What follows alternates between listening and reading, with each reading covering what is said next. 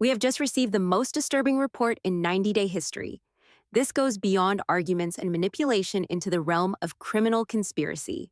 A whistleblower from inside the Singh family circle is now claiming that Sadhna's sudden kindness toward Jenny was a cover for a sinister, slow-burn plot to physically poison her. The allegations are shocking, the details are chilling, and the evidence, we are told, is undeniable. What we are about to lay out is a story of deception so profound, it rewrites everything we thought we knew about this family. This isn't just a theory. This is an insider account of an alleged criminal conspiracy designed to destroy a woman's health and end a marriage through the most devious means imaginable. Before we unpack this bombshell report, do us a favor and hit that subscribe button and turn on notifications. You are not going to want to miss a single update on this developing story. This is the kind of exclusive deep dive you will only find here, and your support helps us bring these incredible hidden stories to light. Now, lock your doors and let's get into it. To understand the sheer horror of these new allegations, we have to rewind the tape. We have to go back and understand the landscape of the Singh family dynamic, a battlefield of culture, age, and expectation where Jenny Slatten has been fighting for her place for over a decade. For years, the central conflict of Sumit and Jenny's story wasn't just their 30-year age gap. It was the unmovable, formidable presence of Sumit's mother, Sadhna. She was the gatekeeper to Jenny's happiness, and that gate was firmly, publicly, and repeatedly slammed shut. We all watched the seasons unfold. We saw the tears, the screaming matches, the ultimatums. Sadhna's disapproval was not a quiet, behind-the-scenes affair. It was a dramatic, televised spectacle. She spoke of the shame Jenny brought upon the family, the impossibility of a woman her age being a proper Indian wife, the societal disgrace Sumit's choice represented. She famously declared she would never accept Jenny, a vow that seemed as permanent as the Taj Mahal. Remember the scenes where Sadhna and Anil moved into Sumit and Jenny's home? It wasn't housewarming, it was an occupation. The mission was clear: to critique, correct, and ultimately oust Jenny from the family. We saw Sadhna inspect Jenny's kitchen with a look of pure disgust, teaching her how to sweep as if instructing a misbehaving child. Every interaction was laced with condescension. Every piece of advice was a thinly veiled insult. The message was unambiguous: you are not welcome here, you are not good enough, and you will never belong. For Jenny, a woman who had left her life, her children, and her country behind for love, this rejection was a constant, open wound. Her life in India was a precarious one, built on the hope that one day the woman whose son she loved would see past her age and nationality and see her heart. But that day never seemed to come. The tension was the bedrock of their story, the central drama that fueled their narrative year after year. Sumit was torn, a man caught between his filial duty to his parents and his deep love for Jenny. This constant grinding conflict defined their existence. Then in the autumn of 2025, the impossible happened. The storm clouds that had perpetually hung over the Singh household parted, and the sun, it seemed, began to shine. Our insider report pinpoints the shift to early October. It began subtly. A small smile from Sadhna, where there was once a scowl. A compliment about the way Jenny had arranged the flowers, instead of a criticism about the dust on the windowsill. At first, Jenny was suspicious. After years of open hostility, this sudden warmth felt like a trap. She confided in friends, and even in some of her video calls back home, that she was walking on eggshells, waiting for the other shoe to drop. Sumit, however, was ecstatic. This was the dream he had held on to for a decade, his mother and his wife coexisting peacefully, perhaps even lovingly. He encouraged Jenny to embrace it, to see it as the miracle they had been praying for. And Jenny, who wanted nothing more than to be accepted, allowed herself to hope. The turning point, according to our source, came during the week of Diwali. Sadhna, in a gesture that left both Jenny and Sumit speechless, presented Jenny with a beautiful, expensive new sari. She helped Jenny put it on, adjusted the folds, and with tears in her eyes told her she looked like a true Indian daughter. She embraced her, a long, seemingly heartfelt hug in the middle of the living room. For Jenny, this was total vindication. The years of pain, the public humiliation, the private struggles, it all seemed to be melting away. She wept with gratitude, holding on to Sadhna, believing that her perseverance had finally paid off. She had won. She was finally, truly, part of the family. This public display of affection was just the beginning. Sadhna's transformation appeared to be total and complete. She began spending hours with Jenny, sharing family stories, teaching her new recipes, not as a critique, but as a genuine act of cultural sharing. She started calling her Beti, the Hindi word for daughter. The most significant shift, however, was Sadhna's newfound, almost obsessive concern for Jenny's health. "You are not as young as you used to be, Betty," she would say, her voice thick with what sounded like genuine care. "We must protect your vitality. In India, we have ancient ways to keep the body strong, to reverse the marks of time." This is where the so-called health remedies came into play. Sadhna explained that she possessed old family knowledge of Ayurveda, the traditional Indian system of medicine. She claimed her grandmother was a renowned local healer and that she had inherited this sacred knowledge. She told Jenny that American medicines were harsh chemicals, but that the herbs of Mother India could gently restore her youth. Each morning, Sadhna would arrive with a steaming mug of a special Ayurvedic tea. It was dark, earthy, and slightly bitter. "For your circulation," she'd say. In the afternoon, she would prepare a tonic, a thick, syrupy concoction. "For your bones and joints," she would insist. And before bed, there was a small bowl of a powdered mixture to be taken with warm milk, to ensure deep, restorative sleep. Jenny, who had always been open to alternative wellness and was deeply touched by this personalized care, accepted everything gratefully. Here was the mother-in-law who once despised her, now dedicating her days to preparing special ancient remedies just for her. It was the ultimate symbol of acceptance. She drank every last drop. She dutifully took every spoonful. She would thank Sadhna profusely, telling Sumit how blessed she felt. "Your mother is a saint," she'd say, her heart full. "She is really taking care of me." Sumit, seeing his wife so happy and his mother so doting, felt a profound sense of peace.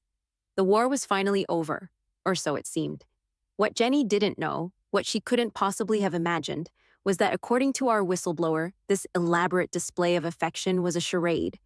It was the first act in a play of breathtaking cruelty, and the health remedies were not instruments of healing, but the weapons in a silent, insidious war. The first couple of weeks seemed to go well. Jenny reported feeling a little more energetic, a placebo effect perhaps, fueled by her own happiness and relief. But as October bled into November 2025, a subtle, creeping malaise began to take hold. It started with a persistent, low-grade fatigue that she couldn't shake, no matter how much she slept. She chalked it up to the changing seasons, or perhaps just a sign of her age finally catching up with her. Sadhna would nod sympathetically, brewing an even stronger tea. "The body is just pushing out the old toxins," she would explain. "This is a sign that the healing is beginning." By December, the symptoms had multiplied and intensified. The fatigue had become bone-deep, a crushing exhaustion that made even simple tasks like walking to the market feel like climbing a mountain. Then came the digestive issues, a constant churning discomfort in her stomach, painful bloating, and unpredictable bouts of nausea. She lost her appetite, and the pounds began to melt away from her already slender frame. Sumit grew concerned, suggesting they see a doctor. The first doctor, a general practitioner in their neighborhood, ran some basic blood tests. They all came back normal. "It's likely a persistent stomach virus," he concluded, prescribing some antacids and recommending a bland diet. But the symptoms only worsened. January 2026 brought a new level of misery. Aching joints flared up, a deep throbbing pain in her knees and hips that made walking difficult. But the most frightening new symptom was the brain fog. Jenny, normally sharp and witty, found herself struggling to find words. She would lose her train of thought mid-sentence, forget appointments, and feel a disorienting sense of confusion, as if her mind were wrapped in cotton wool. This terrified her. She was losing her physical strength, and now she felt she was losing her mental clarity as well. She became increasingly withdrawn, spending most of her days lying down, a shadow of the vibrant woman she once was. They sought out more specialists. An immunologist in Delhi suggested it might be chronic fatigue syndrome, a complex disorder with no definitive test and no known cure. A gastroenterologist performed an endoscopy, found some minor inflammation, but nothing that could explain the severity of her condition. A rheumatologist tested her for arthritis and other autoimmune diseases, but the results were all negative. The medical community was baffled. Every test came back inconclusive. She was a medical mystery. The doctors, seeing a woman in her late 60s with a host of vague, untraceable symptoms, began to fall back on the easiest explanation: her age. "These things can happen as we get older," one specialist told her, a dismissive conclusion that left Jenny feeling hopeless and invisible. Throughout this entire ordeal, Sadhna was a constant hovering presence.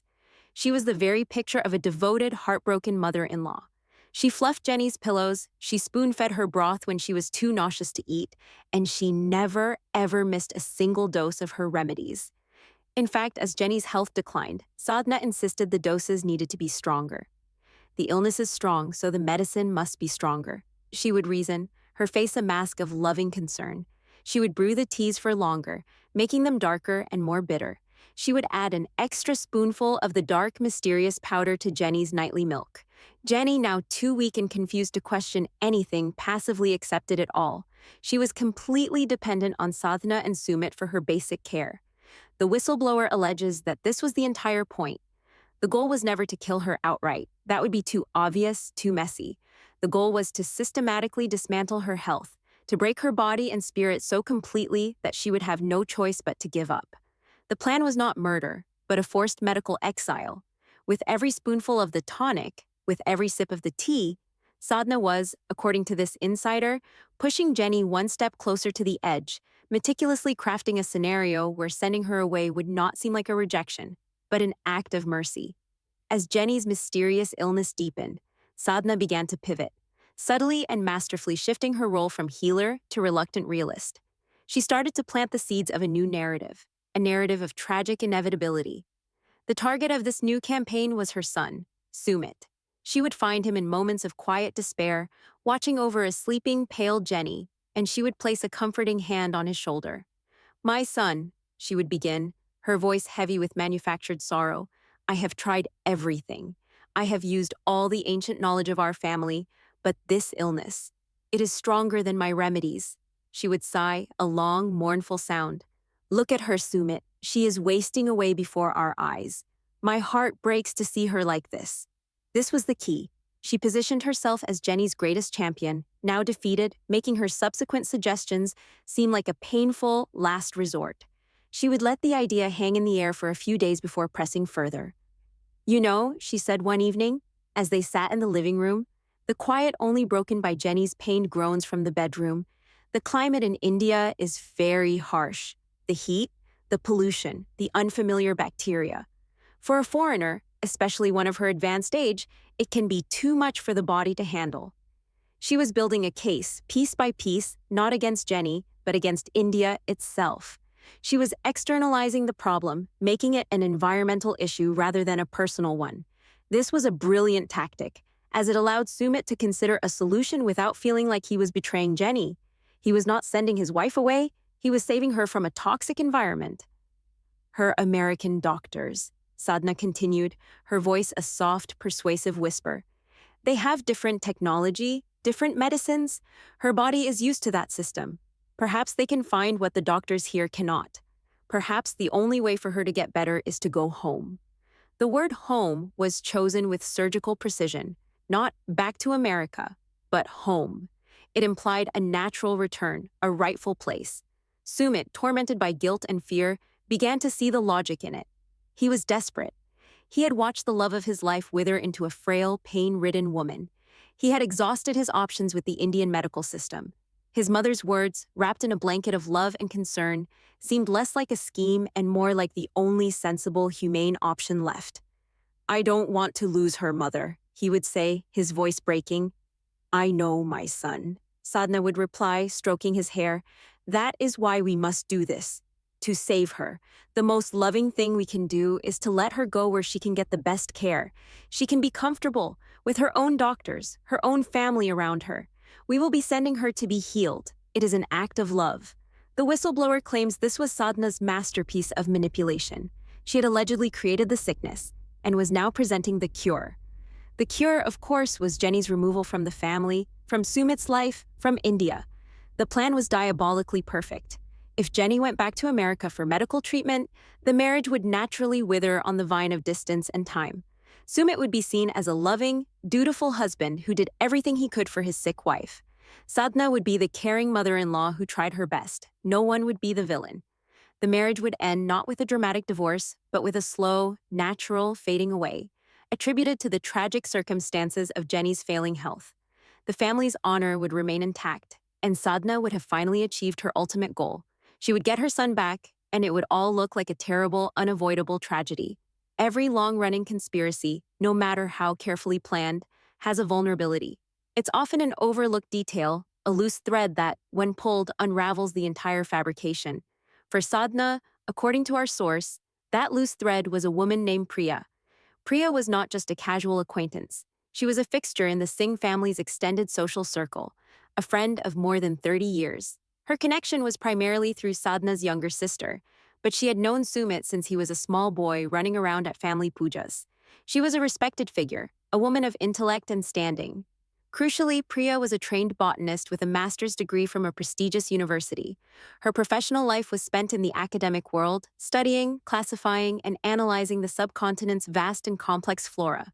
Priya had always been fond of Jenny. She admired her tenacity, her courage in uprooting her life for love, and her unwavering resilience in the face of the family's initial hostility. She had watched the saga unfold from a distance, always rooting for the unlikely couple. So, when she heard the news of Sadhna's miraculous change of heart in late 2025, she was as thrilled as anyone.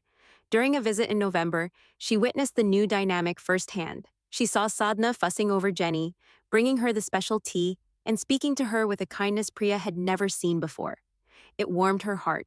But as the months went on, the news from the Singh household grew more and more distressing.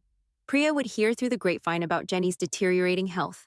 When she visited again in February of 2026, she was horrified by what she saw. The vibrant, laughing Jenny she knew was gone. In her place was a gaunt, fragile woman with dull eyes and a tremor in her hands. She moved slowly, as if every step was an agony, and her conversation was halting and confused. Sadhna was there, of course, playing the role of the tireless caregiver to perfection, recounting the endless doctor visits and failed diagnoses. It was during this visit that Priya's scientific mind began to notice inconsistencies. She watched as Sadhna prepared the afternoon tonic. Sadhna was almost ritualistic about it, meticulously measuring out a dark, fine powder from an unlabeled tin she kept hidden away in the back of a spice cabinet. Priya, with her trained eye, observed the powder's texture and its deep, earthy red color. It didn't look like the common Ayurvedic staples like turmeric, ashwagandha, or triphala. There was something else in it. When Priya casually asked what herbs were in the special family remedy, Sadhna became uncharacteristically vague and defensive. "Oh, it is an old secret recipe," she said, quickly changing the subject. "Very powerful. Only our family knows the combination."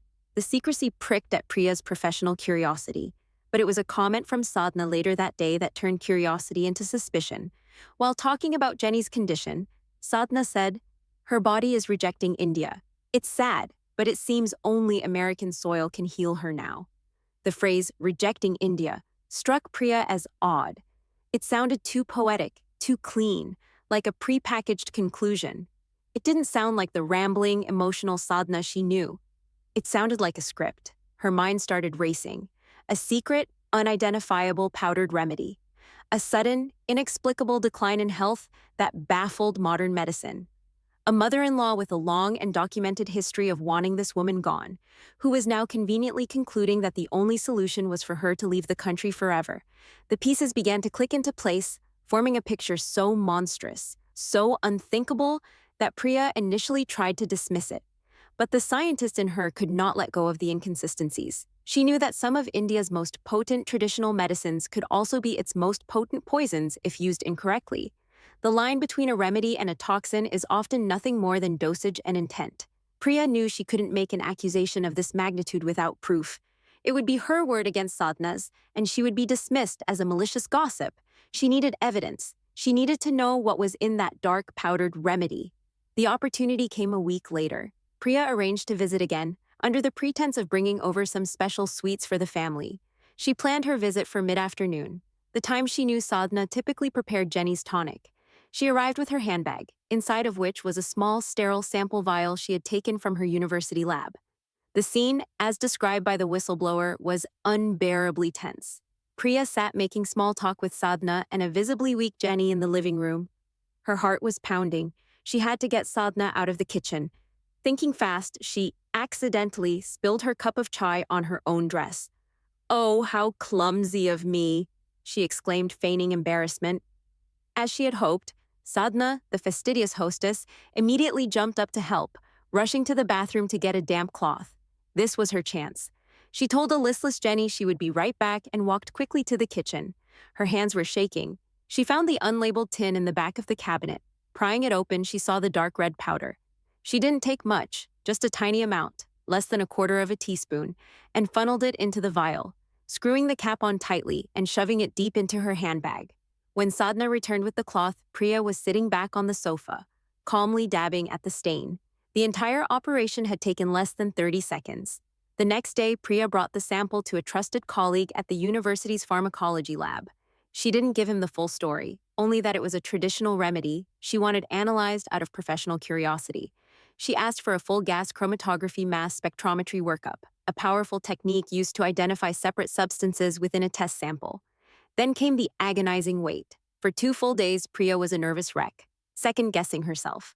What if it was just a harmless blend of herbs? She would have risked a 30-year friendship and her own reputation for nothing.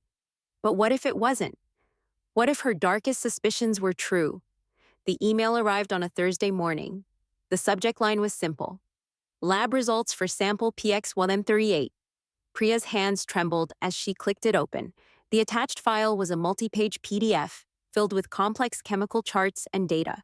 But she scrolled right to the summary page, the section that translated the scientific data into plain language. Her eyes scanned the list of compounds. The report confirmed the presence of several common harmless Ayurvedic herbs: ginger, licorice root, and ashwagandha, likely included to create a plausible medicinal smell and taste.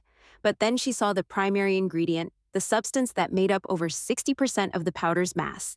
It was a compound she recognized instantly from her academic studies, a name that made her blood run cold. The lab had identified it as the powdered root of a plant known colloquially in remote rural regions as the withering vine. It was not medicine. It was a well-known, slow-acting neuro- and gastrointestinal toxin. The plant was infamous in folkloric toxicology. It was a substance never used for healing. Its only traditional use was sinister, a poison used by vindictive individuals to slowly, untraceably incapacitate an enemy or an unwanted spouse over a period of weeks or months. The lab report went on to detail the known effects of ingesting this specific powdered root in small, repeated doses: chronic fatigue, digestive distress, joint inflammation, cognitive impairment, and severe brain fog. The report was not just a list of chemicals. It was a perfect point-by-point diagnostic match for every single one of Jenny's mysterious symptoms. This was it, the horrifying, undeniable scientific proof. It was the smoking gun. Priya stared at the screen, the black and white text blurring through her tears. Her friend wasn't just being manipulated. She was being systematically and methodically poisoned. The weight of the document on her screen felt immense, each word a testament to a betrayal so profound it was almost impossible to comprehend. For Priya, the academic exercise was over. This was no longer about scientific curiosity. It was about saving a woman's life. Her first instinct was to go to the police, but she hesitated. This was a powerful family. It would be a messy, public scandal based on a tiny sample of powder she had obtained illegally. Sadhna could easily claim the tin was planted, or that it was an old mixture for getting rid of pests, not for human consumption. It could devolve into a he said, she said nightmare, and in the meantime, Jenny would still be in that house, vulnerable and still being poisoned. No, the first person who needed to see this, the only person who could truly act on it, was Jenny herself. Summoning all her courage, Priya called Jenny. Her voice was strained, and she simply said she had some important information about her health and that she needed to see her urgently and alone. She insisted they meet outside the house, choosing a quiet cafe in a nearby neighborhood. Getting Jenny out of the house was a challenge in itself. She was weak, and Sumit was reluctant to let her go anywhere. But Jenny, perhaps sensing the gravity in Priya's tone, insisted. Sumit eventually relented, driving her to the cafe and agreeing to run some errands for an hour. When Priya saw Jenny walk slowly into the cafe, leaning heavily on a cane she had recently started using, her heart broke. She looked 10 years older than she had just a few months ago. Her eyes, once bright and full of life, were clouded with confusion and pain. Priya sat her down and ordered them some tea, though she knew Jenny wouldn't be able to drink it. She didn't waste time with small talk. She took a deep breath and laid the printed lab report on the table between them. "Jenny," she said, her voice shaking slightly, "I have been so worried about you. I have been worried about the remedies Sadhna has been giving you." Jenny's initial reaction was defensive. "Priya, no," she said, her voice weak but firm. "Sadhna has been a saint. She is the only one who has cared for me. She works so hard. Priya held up a hand to gently stop her. Please, Jenny, just listen. I am a botanist. I know plants. I was suspicious of the powder she uses, so I had it tested. She turned the report around so Jenny could see it, her finger pointing to the summary page. Jenny, this is a lab analysis of the powder Sadhna has been putting in your tea and your milk every single day. Jenny squinted, her brain fog making it hard to focus on the words. Priya read it aloud.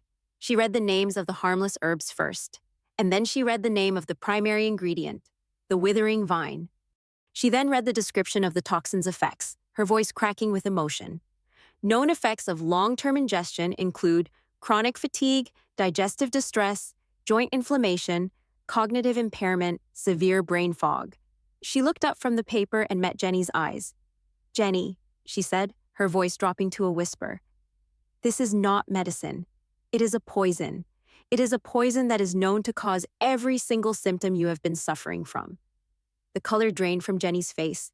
For a moment, she just stared, her mind unable to process the information. It didn't make sense. The kindness, the hugs, the term of endearment, Betty, the hours the sadhana spent by her bedside, how could that be reconciled with the cold, scientific horror on the page in front of her? She tried to speak, but no words came out. Her world, which had been built on a fragile foundation of newfound acceptance, was shattering into a million pieces. The woman who had finally called her daughter, who had nursed her, who had held her hand and told her to be strong, that woman was, according to this irrefutable proof, the architect of her suffering. It was a betrayal on a cellular level. It wasn't just about disapproval or family drama anymore. This was a physical violation, an intimate daily act of harm disguised as an act of love. Every memory from the past few months replayed in her mind, now cast in a sinister, new light. Every cup of bitter tea, every spoonful of the gritty powder, every reassuring word from Sadhna was now evidence of a meticulous, cold-blooded plot to destroy her.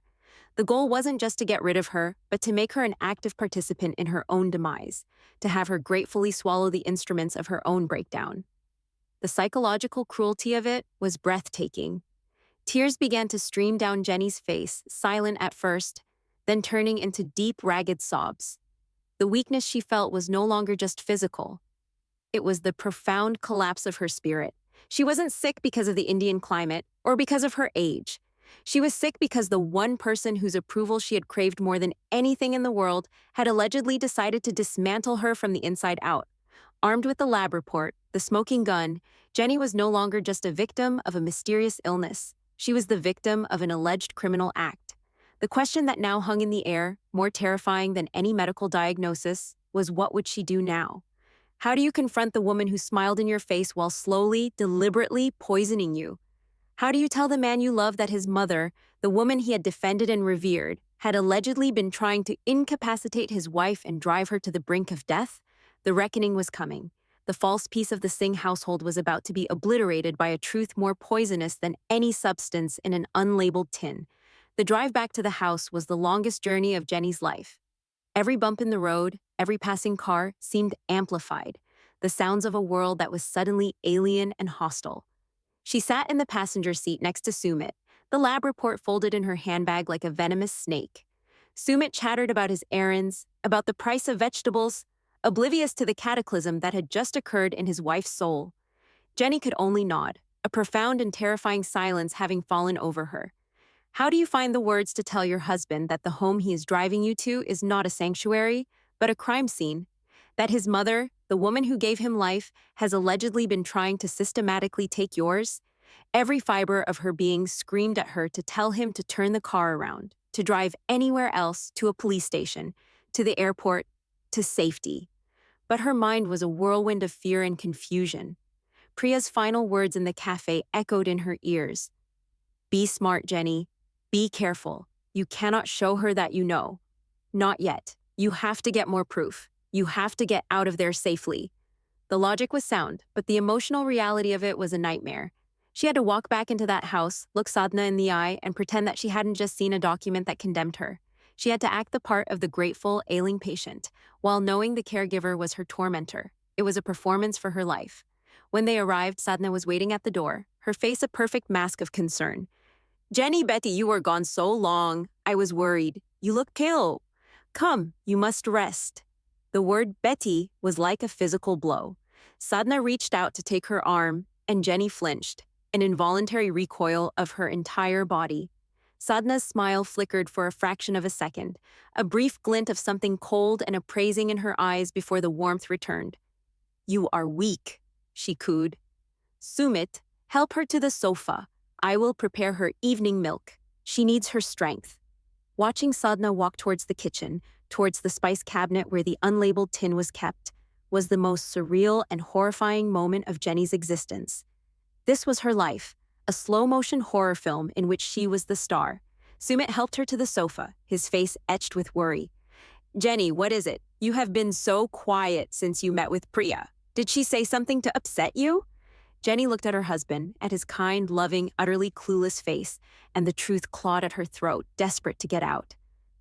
But she couldn't. Not yet. Not here. I'm just tired, honey, she whispered, the lie tasting like ash in her mouth. Very, very tired. A few minutes later, Sadhna returned, holding the familiar warm mug of milk, a small, innocent-looking cloud of dark powder swirling at the bottom. She held it out to Jenny, her smile unwavering. Here, Betty, drink this all down. It will help you sleep soundly. Jenny stared at the mug. It was no longer a symbol of care. It was a weapon. It was a cup of betrayal, of pain, of deceit. The thought of letting it touch her lips made her stomach churn with a new kind of nausea, one born not of poison, but of terror. Her mind raced. If she refused, Sadhna would become suspicious. It would be a deviation from the routine, an alarm bell. She had to drink it, or at least appear to. With a trembling hand, she took the mug. Thank you, Sadhna, she managed to say, her voice a reedy whisper. She brought the mug to her lips, the earthy, bitter smell of the poison filling her nostrils.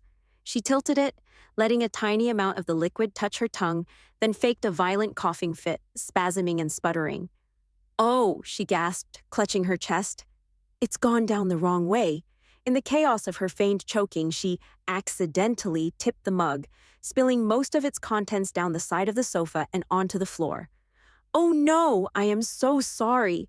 I am so clumsy, she cried, her panic real even if the cause was manufactured. Sadhna rushed forward, but her expression was not one of concern for Jenny, but of sharp, unconcealed annoyance at the waste. It's all right, she said, her voice tight. Don't worry about the mess, but you must get your medicine. Sumit, however, intervened. Mother, leave it. She is not well. Let her rest now. We can clean this in the morning. For the first time, Sumit's protective instinct for his wife had overruled his mother's insistence. It was a small victory, but for Jenny, hiding her face in the pillows and pretending to be exhausted, it felt monumental.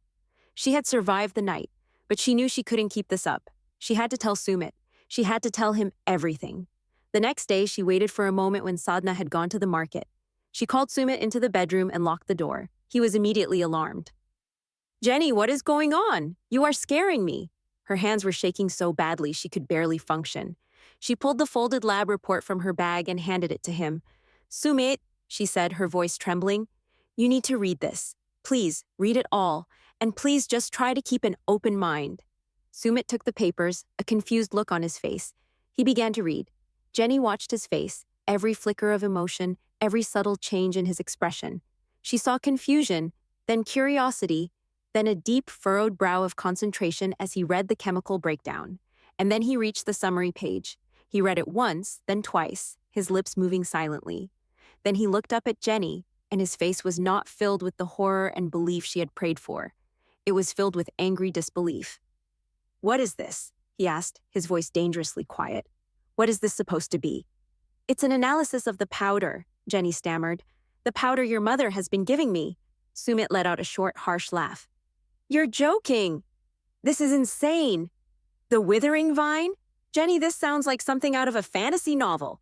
Priya put you up to this? Is this some kind of sick joke? It's not a joke, Sumit, Jenny cried, her desperation mounting. Look at the symptoms. It's everything. It's everything that's been happening to me. The fatigue, the pain, the confusion. It's not my age. It's not the climate. It's that powder. My mother would not do this, Sumit said, his voice rising, his loyalty to his family slamming down like a steel gate. My mother has been taking care of you. She cooks for you, she nurses you, she has done nothing but show you love for months. And this is how you repay her? By believing this poison from a jealous friend? The accusation that Priya was jealous was so absurd it took Jenny's breath away. But she saw in that moment the depth of the denial she was up against. Sumit's entire world, his entire identity, was built on the foundation of filial piety, of a deep and abiding love and respect for his parents, especially his mother. To accept what Jenny was saying was to accept that his mother was a monster. It was a truth too terrible for him to contemplate. She has wanted me gone for 10 years, Sumit, Jenny pleaded, the tears she had been holding back now flowing freely. Don't you see? This was her perfect plan. To make me so sick I would have to go home, to make you think it was for my own good. She was never going to accept me. This was just a different kind of war. Stop it, Sumit shouted, throwing the papers on the bed. Stop it right now. You are wrong. You are sick and it is making you paranoid. You are twisting her kindness into something ugly. My mother loves me and she would never, ever hurt my wife. She would not hurt you. He was defending Sadhna, but it was clear he was also defending himself, defending the fragile peace he thought he had finally achieved. He couldn't face it. He wouldn't face it. Jenny was shattered. The one person she needed on her side was standing against her, looking at her as if she were insane. She felt utterly alone, trapped in a house with her alleged poisoner and a husband who refused to believe her. Despair washed over her. Maybe Sadhna had already won. She had not only broken Jenny's body, but she had successfully poisoned Sumit's mind against her. But then, as Sumit turned to leave the room, his anger making him rigid, Jenny said one last thing, her voice quiet and broken. The tin, Sumit, it's in the back of the spice cabinet. It has no label. If it's just medicine, why is it a secret? Why did she lie to Priya about what was in it? Just look. Just ask yourself why it's hidden. Her words hung in the air. He didn't respond, but he didn't leave the room either. He just stood there, his back to her, his shoulders slumped. For the rest of the day, a tense, cold silence filled the house. Sumit avoided Jenny, and he was curt with his mother. Jenny stayed in her room, her body aching, her heart in pieces.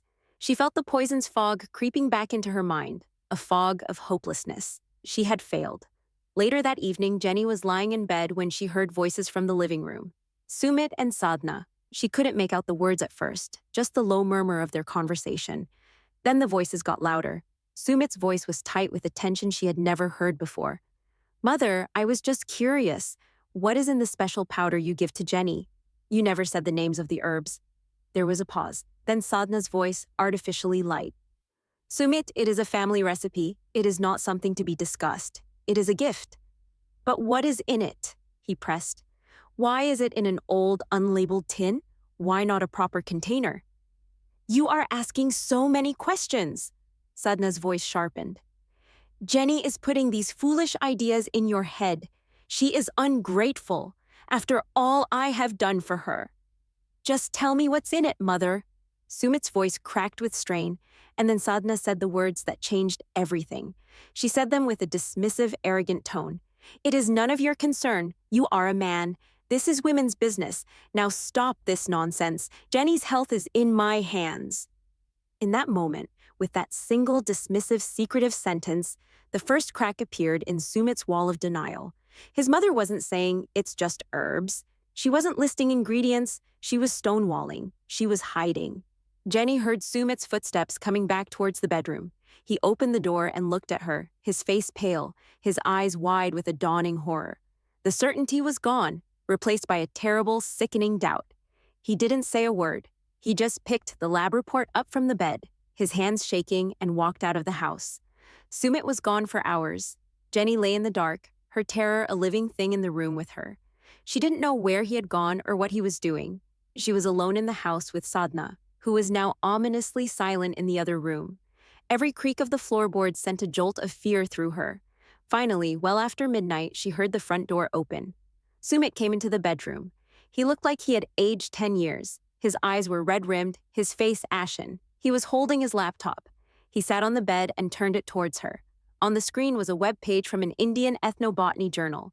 And on the page was a picture of a dried reddish root, next to a detailed description of the plant colloquially known as the Withering Vine. He had spent the last few hours not just reading the lab report, but verifying it. He had cross-referenced the chemical compounds, he had read academic articles, he had looked at toxicological databases, he had done what his heart was screaming at him not to do. He had sought the truth, and he had found it. "It's all true," he whispered, his voice hoarse with unshed tears. "Everything the report said. It's used. It's used to make people sick, to incapacitate them, slowly, so no one knows." The dam of his denial finally broke, and he collapsed, burying his face in his hands, his body racked with deep, agonizing sobs. He was not just crying for Jenny. He was crying for the loss of his mother, the mother he thought he knew. He was crying for his own blindness, for the peace he had cherished, which was revealed to be a monstrous lie. Jenny reached out and held him, her own tears mixing with his. There was no "I told you so." There was no anger, there was only a shared, bottomless grief. They were two people clinging to each other in the wreckage of their lives. In that moment, they became a team. The fight was no longer Jenny's alone. It was theirs. "We have to get you out of here," Sumit said, his voice now firm, his grief solidifying into a cold, hard resolve. "Tonight. Now." They devised a plan, whispering in the dark. They couldn't just walk out. They needed more evidence. They needed the tin. And Jenny needed to see a doctor, a real doctor who could run a toxicology screen and document the poison in her system. Their first priority was Jenny's safety. Sumit called his most trusted cousin, the one who lived across the city, and told him there was a medical emergency and he was bringing Jenny over. No details, just a plea for help and discretion. While Sumit made the call, Jenny packed a small bag, her movements slow and painful, but filled with a new, desperate energy. This was her escape. Then came the most dangerous part. Sumit had to retrieve the tin from the kitchen. Sadhna and Anil were asleep. He crept out of the bedroom, every nerve on fire. To Jenny, waiting in the dark, the seconds stretched into an eternity. She heard a faint clink from the kitchen, the sound of a cabinet door slowly opening and closing. Her heart hammered against her ribs. And then Sumit was back, a dark silhouette in the doorway. In his hand, he held the old, unlabeled tin. He had wrapped it in a plastic bag to preserve any fingerprints. They had the smoking gun. They left the house like thieves in the night, slipping out into the cool Delhi air, leaving behind their home, their belongings, and the life they had tried to build. As Sumit drove away, Jenny looked back at the apartment building, a place that had been her prison. She was finally free, but the trauma was a part of her now, a poison in her memory that would be far harder to purge than the one in her blood. The next morning, Sumit took Jenny to a private hospital where he explained the situation to a doctor, a friend of a friend who could be trusted. They took samples of Jenny's blood and hair for a full toxicology workup. The doctor was horrified, but professional. He immediately started Jenny on a course of treatment to help her body flush the toxins, confirming that her symptoms were a textbook case of chronic poisoning. For the first time in months, Jenny was under the care of someone who was actually trying to heal her. The official lab results from the hospital came back 48 hours later. They were unequivocal. They confirmed the presence of the specific alkaloids from the Withering Vine in her bloodstream, at levels consistent with prolonged low-dose exposure. They now had a second medically certified lab report. They had a tin of powder, they had Priya's testimony, they had an airtight case. Now came the final terrible decision. What to do with it? Did they go to the police and have Sumit's own mother arrested, creating a public scandal that would destroy their family forever? Or did they confront her privately? They decided on a confrontation. They needed to see her face, to hear her words when presented with the undeniable proof. They needed that final personal reckoning. Sumit called his parents and told them to meet him at his cousin's house. He told them it was urgent, a matter of family honor. When Sadhna and Anil arrived, they walked into a trap. In the living room sat Sumit and Jenny, no longer the broken, defeated couple, but two people united in a grim purpose. And sitting with them was Priya. Sadhna saw Priya and her face immediately hardened. "What is she doing here?" she snapped, looking at Sumit. "This is a family matter." "She is family," Sumit said, his voice like ice.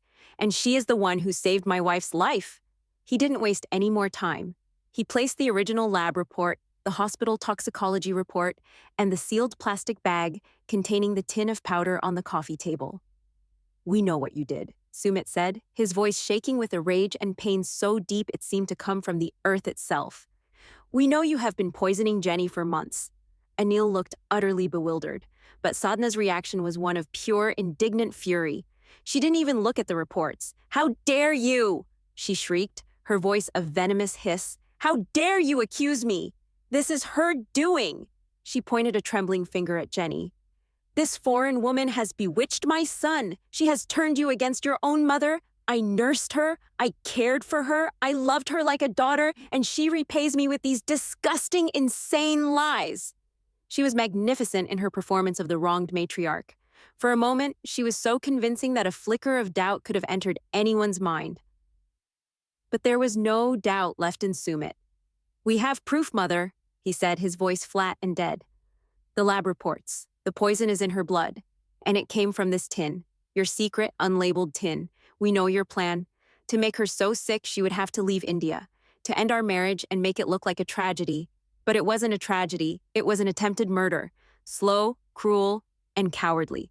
The words attempted murder hung in the air, sucking all the oxygen out of the room. Anil finally seemed to understand, and he sank into a chair, his face a mask of gray horror. But Sadhna did not break. She did not confess. She doubled down. She started screaming, cursing Jenny, cursing Priya, calling Sumit a traitor to his family. She claimed the tin was planted, that the reports were forged, that this was an elaborate conspiracy by Jenny to destroy the Singh family's reputation. She played the victim to the very end. But it was over. The spell was broken. Sumit looked at the screaming, hate-filled woman before him, and he no longer saw his mother. He saw a stranger, a criminal. He stood up. "Get out of this house," he said, his voice quiet but absolute. "We are done. You are no longer my mother. You are nothing to me." Sadhna finally fell silent, her eyes wide with shock. This was the one thing she had never anticipated, that in trying to remove Jenny, she would lose her son completely and irrevocably. The reckoning had come, and it had cost her everything. This is the darkest theory, the most shocking insider report we have ever encountered in the 90-day universe. The story we've laid out, based on the claims of this family friend, paints a picture of premeditated, long-term cruelty that goes far beyond anything we've seen on the show. Jenny is now safe, slowly recovering her physical health, but the emotional and psychological scars will last a lifetime. The Singh family is shattered, torn apart by a mother's obsession and a son's ultimate horrifying disillusionment. The path forward for Sumit and Jenny is uncertain. Can a marriage survive a trauma this profound? Can they ever truly feel safe again? The legal questions remain unanswered. Will they press charges? Or will the punishment of being exiled from her son's life be Sadhna's final fate? We are left with the chilling question at the heart of this entire affair. Do you believe a mother-in-law, driven by tradition and disapproval, could go this far? Is Sadhna guilty of this monstrous slow-burn plot? Or is the whistleblower, the family friend, lying? And is this all a terrible, tragic misunderstanding? Drop your verdict in the comments below. We want to hear what you think. And make sure you are subscribed with notifications on, because we are digging deeper into this, and we have a feeling this story is very, very far from over.